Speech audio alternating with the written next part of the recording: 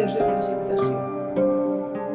Y por invitación de la profesora titular de la cátedra Cultura y Literatura Greco-Latina, me acerco a ustedes también para presentar esta revista oral,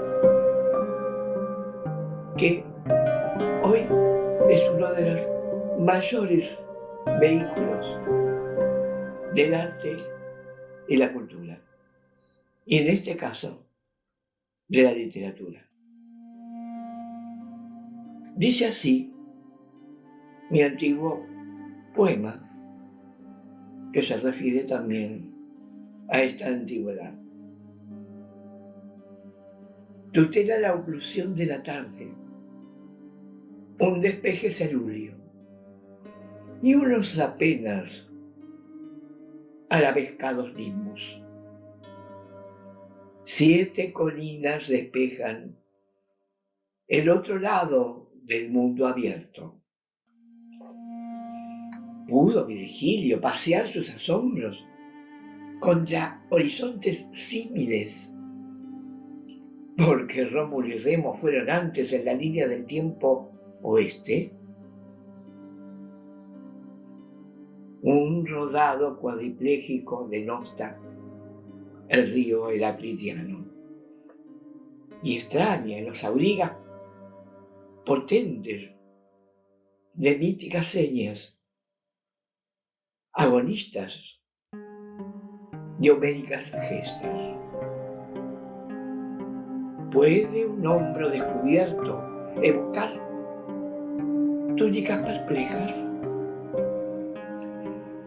Un recuadro de tabúes cerca el contorno de los huesos,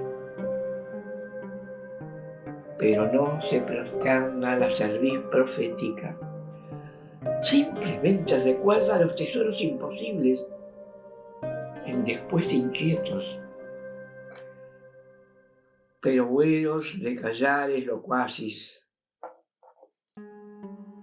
y de plenitudes ciertas. Se multiplica el trío reproductor de ciudades: ignorancia, perversidad, desidia, y en el ombligo clavándose un tridente que deja el cordón a merced de nihilismos y hasta asesina las cenizas para que ningún ave fénix las reavive. A un fabricado desconciertos de hilachas de nonatos destejidos, que no alcanzan a hombres, porque no han comprendido el crecer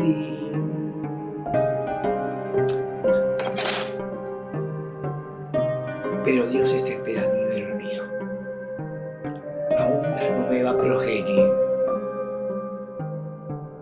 que recupere las fuentes y el ansia de beber.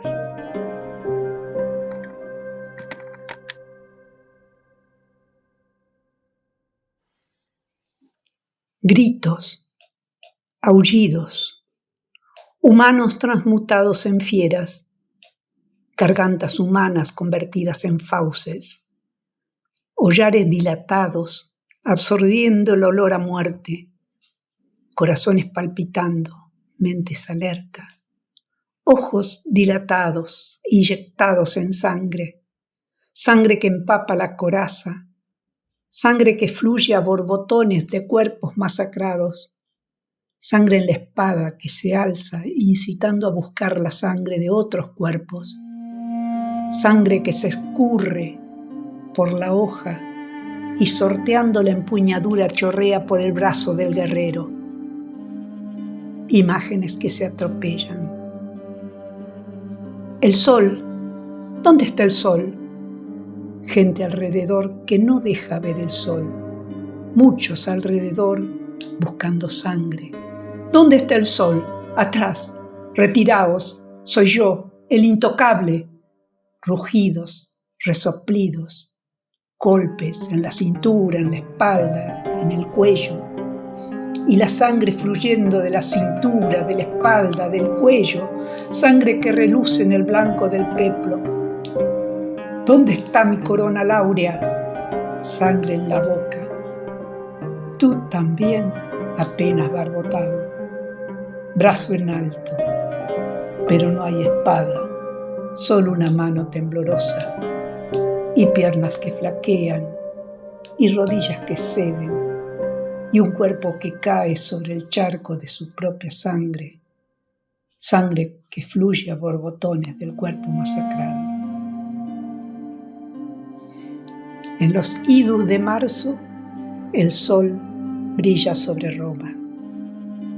Alejandro desactivó la máquina y miró la fecha. 2 meses después del día aproximado de la erupción debían ser suficientes. Ahora tenía 24 horas para explorar antes de que la máquina se cargara y pudiera llevarlo de regreso al siglo XXI. Se bajó, miró alrededor y vio el Vesubio a la distancia. Sí, era el lugar exacto. Incluso pudo ver a Herculano y los campos que la rodeaban a unos cientos de metros, totalmente intactos, sin ceniza. Se rascó la cabeza y revisó su enciclopedia de nuevo. El suelo comenzó a temblar y el cielo empezó a oscurecerse, mientras Alejandro maldecía a los historiadores y sus inexactitudes. Un susurro en la noche. Livia avanza en el silencio por el pasillo. Cada uno de sus pasos está calculado, como si fuera una estrategia militar. Sabe que en Roma el poder rara vez se hereda, sino que se arrebata con una sonrisa o con un susurro. El emperador la ama, aunque ella ama más al imperio, pero sobre todo al poder. Mientras Augusto duerme, Livia revisa una lista de nombres, de aquellos que amenazan el destino de Tiberio, su hijo y heredero lógico del emperador. El veneno es una ciencia, tanto como lo son las alianzas y las promesas vacías. Sabe que las raíces del imperio no se alimentan con laureles. Roma solo se alimenta de sangre y silencio. Roma ve a Livia como una sombra, apenas visible, como un susurro en la noche. Pero en la penumbra, ella teje el futuro de los Césares, sin espada ni escudo, solo con la inteligencia y con el veneno siempre cerca, por si algún día le es necesario. Lo imperceptible de Virgilio. Angustiado en sus aposentos por la falta de palabras que venían a su mente para poder expresar la magnitud de sus pensamientos, Virgilio pide a los dioses que tengan compasión y que inspiren su pluma de una forma gentil, maleable y amorosa, unas líneas para dejar huella de la hombría, el amor, el poder, la destrucción, y así modelar el mundo en cantos. Mientras que ruega, pide, suplica, para que su nudo se disuelva y las palabras comiencen a florecer en el papel, Virgilio entra en un sueño profundo, donde en las alas solo se percibe un leve respiro que por momentos se agita y hace mover de forma imperceptible sus manos. Al despertar, confundido, con sus ideas en desorden y un poco perplejo por la situación, se asoma por la puerta de entrada y logra ver la ciudad en silencio. Una brisa acaricia su rostro y ve las nubes enredarse entre sí. De pronto, como si algo hubiera abierto la compuerta de su mente, comenzaron a irrumpir letras que dispersas empezaron a forjar palabras. Divisó costas, barcos, soldados. Recordó otros escritos que había leído. Venus le mostró la imagen de su hijo Eneas, y así fue como decidió que él sea el protagonista. Los días pasaban y Virgilio no hacía más que escribir. A veces despertaba y tenía pensamientos confusos, pero cuando sujetaba la pluma en sus manos, un instinto innato lo hacía garabatear hasta quedar exhausto. Sabiendo que no llegaría jamás al paraíso, hizo de sus cantos uno propio, y aunque quiso quemarlo al concluirlo, su amigo Augusto protegió su obra y la hizo eterna. Invocando a Venus. con un epígrafe del poeta latino Catulo: gorrión, delicias de mi niña, con el que suele jugar, al que suele tener en su seno. Él se vistió de árbol, luego de rama, luego de amante posado en la ventana ocultando el vuelo de las aves, luego invocó a Venus, luego reiteró el rito y en el sacerdocio de sol tibio voló, abrió las alas y la desplegó en el aire soñador de la ciudad de Clodia. Entonces le cantó poemas, él se vistió de pájaro, de sueño, encendió el altar de los lares y se posó al lado con su plumaje suave en la falda de ella. No me olvides, mariposa, los rumores de los ancianos echémoslos. Ella sonrió, se puso su largo peplo blanco y el pájaro se posó en su mano. Luego lo tomó y lo puso contra su pecho. Entonces las aves volaron hacia ella. Hubo un momento en que el cuervo formó las nubes en el cielo. Hubo un momento que la lluvia fina y rala acarició el rostro de ella. El gorrión de su pecho voló hacia la ventana. Vendré vestido de amante y te obsequiaré mis alas. Ella se transformó en pájaro y juntos no miraron hacia atrás.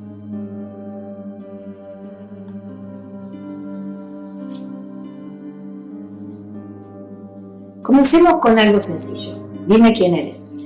Soy la personificación de la belleza. No en vano pertenezco al séquito de Venus. Me han llamado Egeria. Soy la ninfa de las fuentes. Numa Pompilio, segundo rey de Roma, luego de la fundación de Rómulo, bebió de mi sabiduría y disfrutó de mis artes amatorias. ¿Eso significa que eres una diosa? ¿Eres inmortal? No, soy una ninfa. Sin embargo, Virgilio ha dicho que no puedo morir y aquí estoy, para ayudarte. ¿Y en qué me ayudarías? ¿En qué me aconsejarías? ¿En qué situaciones me podrías ayudar?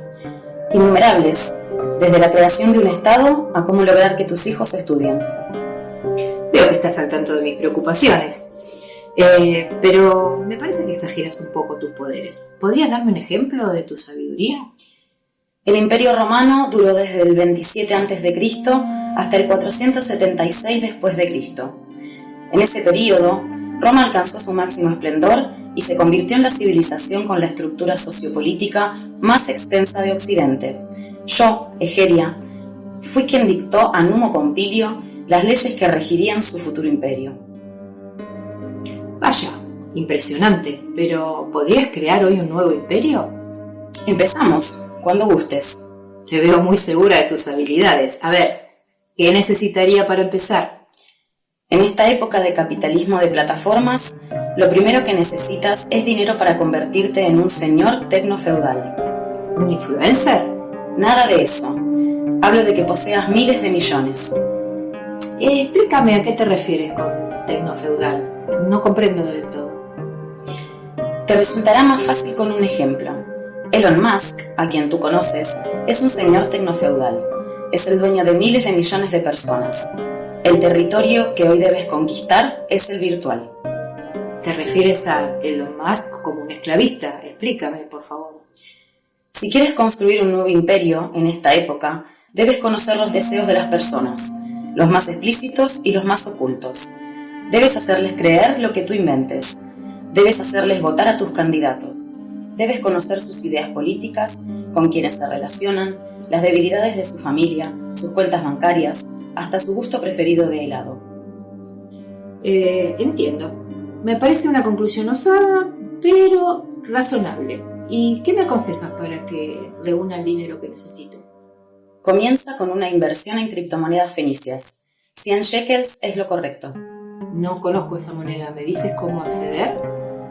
Navega hasta Cartago y pídelos a Dido.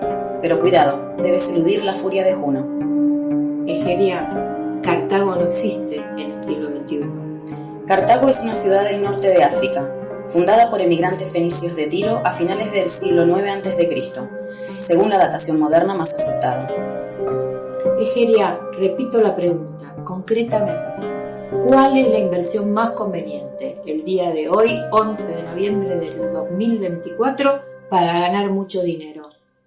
Cambia tus mercancías por 100 shekels. Necesitarás camellos y barcos para iniciar la invasión. Otra vez las alucinaciones. ¿Será posible? ¿Cómo voy a corregir estos algoritmos a tiempo para presentar la inteligencia artificial al concurso?